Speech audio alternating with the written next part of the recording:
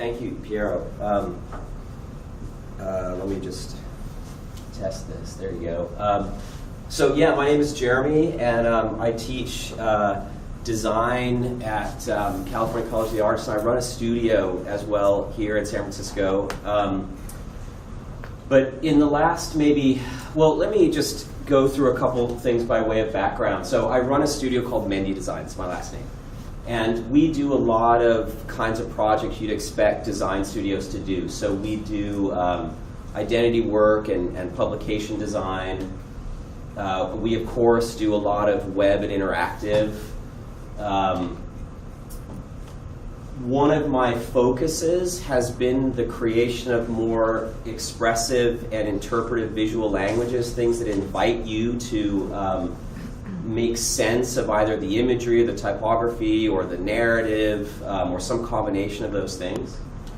And every now and then we do these sort of odd experimental projects. This was a billboard that was given to us by CBS Outdoor in Times Square, and it was around the time that the Miss America pageant was coming up, and so we just decided to plaster it with some of the most ridiculous images of the crowning moments we could find. The idea being to be sort of culturally critical. How could we insert something into the environment that would create the opportunity for you to sort of question maybe a sort of cultural moment or a ritual or something like that. And so this idea of public intervention is something that I've become very interested in. Some more experimental work I find myself doing is, as much as I'm making commercial work, I'm also asking, who are we? What is our identity as a culture? What are the rituals and events that we participate in that say something about us? What is the world that we're creating around us? What are the things that we build? What is the space that we inhabit? And how do we make sense of the world that we live in? And photography, as you can see, was something that I started to explore or work with as a way of trying to investigate those ideas. So a lot of my work is about asking these questions and trying to create something that you can't ignore that somehow makes you aware of yourself or the culture that you're participating in. So does anyone know what the significance of this time is? No one ever knows this, so don't feel bad. This is the moment that Deepwater Horizon exploded and sunk into the Gulf of Mexico. And I was sitting here in California, and I thought, you know what? This is going to be one of those events that is going to be a kind of bookend. It's going to suggest to us in a way that we can't ignore that we've kind of created a juggernaut of technology and consumption and industrialization that's just out of control. And the fact that we've engineered an event that we can no longer control is going to be a moment that we're going to change. We're going to choose change over sameness. I don't think that happened. And you know, there was I don't remember the arc of this, but it was 3 or 4 months where that thing was just sort of leaking into the Gulf. And it created in me sort of a real state of anxiety about, okay, this has happened, yet we choose to ignore it, or we somehow assimilate it in a way that lets us go about our life, and because it's uncomfortable and it's inconvenient to think about making some sort of significant change that would make the industrial mechanism that puts something like that in place irrelevant. Like we're probably not there as a culture, and we probably can't be there as a culture.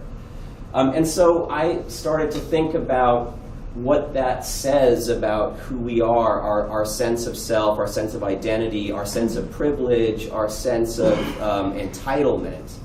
And I wanted to start thinking about projects that would somehow thrust that into our face or make it impossible or less possible to ignore. And so this idea, this thing that I'm calling the social mirror, is a concept that I started to sort of work with.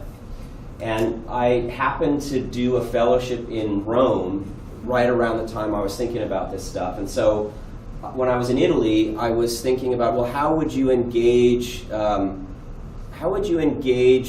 people on the scale of a city? How would you do that with sort of limited means, and in a manner that would be difficult to ignore? I think, well, I'll come to that in a second. So if you've been to Rome, as I'm sure many of you have been, it's sort of one of the most written on cities in the world. And being a designer, the idea of urban typography or messaging that's kind of written into the architecture is something that interests me. And as you look around, it's everywhere. And the idea of this sort of monolithic nature of these messages and how they become sort of aphorisms for people is something that sort of stuck with me. As I was developing a project, I started to look at opportunities for a kind of similar intervention, but maybe in a more kind of contemporary way. And so I started to play around with these kiosks, which are all over Rome. And I working in a way that was familiar to me, which was text and image and poetry, and a combination of those things is the way I sort of tried to intervene in these spaces. But it quickly became apparent to me that the preciousness of design and the expectation of attention is not something that you're really going to get when you work on a kind of public scale or in a public venue. And so, attempts at shock or attempts at close reading, none of those things really seem to really stop people in their tracks. And so I came up with this idea, which was the sort of first large-scale intervention. It's called Il Bianchi Manifesti, which means the white manifesto.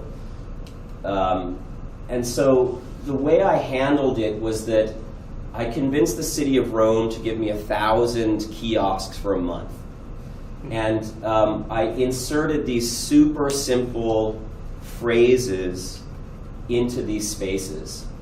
And so as you would move through the city, you would be exposed to these different sort of open-ended triggers that hopefully would get you to question, well, what is the significance of this? What is the meaning of it? Why am I seeing it over and over again?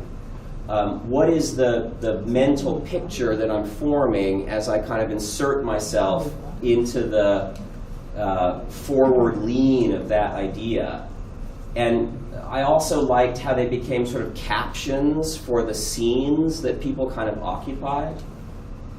And so this ran for 30 days, all throughout the city, and it was impossible to walk in Rome and not see 5 or 6 of these things on any kind of short journey. But I also wanted to somehow not let it just be a question. I wanted it to be something that also sort of potentially offered an answer or offered a way for dialogue or engagement. And I was sort of uncertain how to do that. How do you take advertising and create a digital doorway for it without it becoming just an ad or a teaser campaign?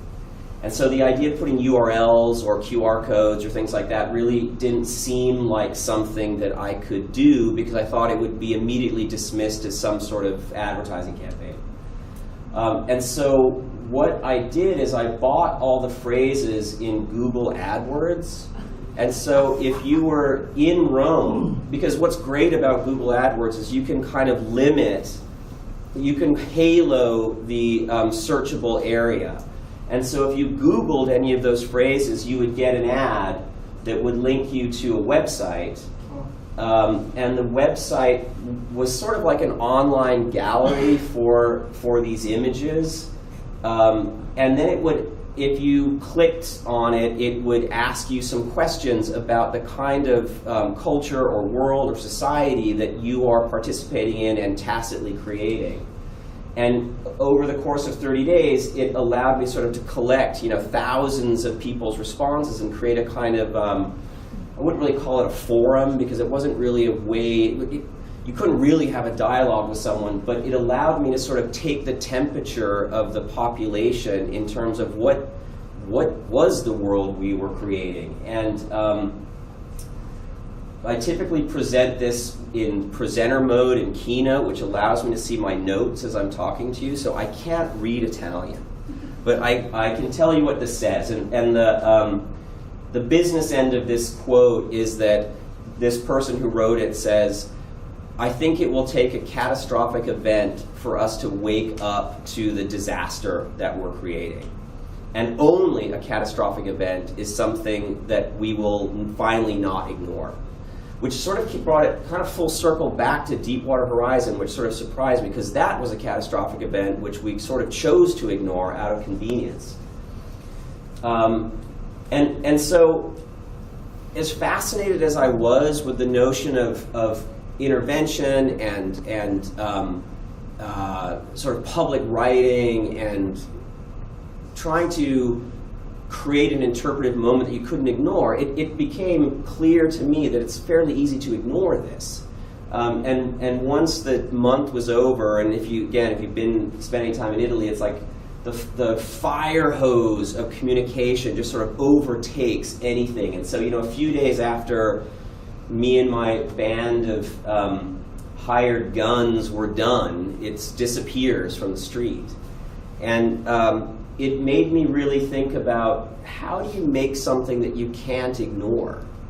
And I think, we live in an age now where it's so mediated that it's so easy to edit the streams of information that come to you, that you can sort of edit out anything that's sort of uncomfortable or suggests an image of yourself that you would rather not see. And so I decided to start making machines that would kind of force you to have to see yourself. And the next project was called Narcissus. And I was looking for ways to plug you in to the experience so that you generated it, that like what you were looking at was an image of yourself. I call it sort of like mediated self-perception, where it's your information that you're looking at, but it's reflected back to you in a way that I get to control, but you don't really know it. And so I started to look at sort of biorhythmic information, how I could sort of capture that from people. And at the same time, in reference to Deepwater Horizon and petroleum as a material that I think is very metaphoric for the time that we live in. This is what's called natural bitumen, which is sort of petroleum that's been cooked in the Earth's crust into kind of like a hard form. But it's carbon, and you're carbon, and every living thing is carbon. And so there's this sort of odd cycle of life and death and sustain. Petroleum is what we use to sustain our lifestyle, but it also poisons us in our environment. I really like the circularity of that. So I worked with a guy named Bill Sue, who's a very talented engineer, and this first version of it, I was an artist in residence at the Headlands, and this is kind of your first go at it, right? And so we came up with this very unreliable sensor that had a little radio in it that would communicate the data to a bank of computers, and you had to wear it on your ear because that's where it picked up your biorhythm from. And this is what it looked like. So this is a table of petroleum that you look into. And you move along this table, and while your biorhythm is being mapped in real time, it produces these animations that are both abstract and they turn into typography. So it's kind of giving you messaging. And it was a good first go, but it had a lot of issues with it. And so just recently, I was able, so just go ahead, and this is a video of a recent installation.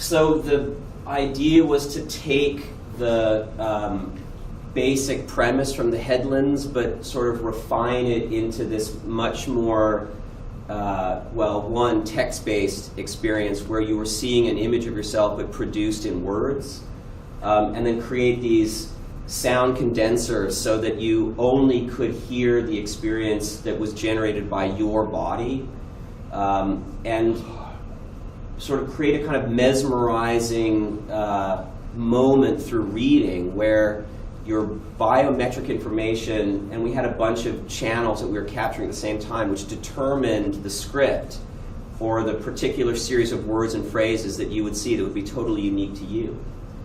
And so that maybe this is sort of the present state of this idea of a social mirror, that it's you're looking into a pool of petroleum, this kind of black, highly reflective surface. It's okay, I'm almost done. And you see yourself, and you see yourself in a light that's maybe very unflattering. And so it's both sort of something that kind of fascinates you but also repulses you, and then there are the fumes of the petroleum that are sort of coming off the table, so it's sort of dizzying. And so it's again this idea of, people like to see themselves in social media in a particular light, and so this uses that same sort of fascination but to present an image of yourself that's maybe not very flattering, and sort of what is that experience like. And so that sort of tension or that sort of attraction or repulsion is what's sort of driving this work. And I'm not really sure where we'll go next with it, but it's been sort of fascinating how people sort of find it very prescient. It's like, how does it know this about me? How does it read my mind? And so there's a kind of prophetic experience, which is what it is to be kind of hooked up to the machine. So that's what I have. Thank you very much. I'm happy answering.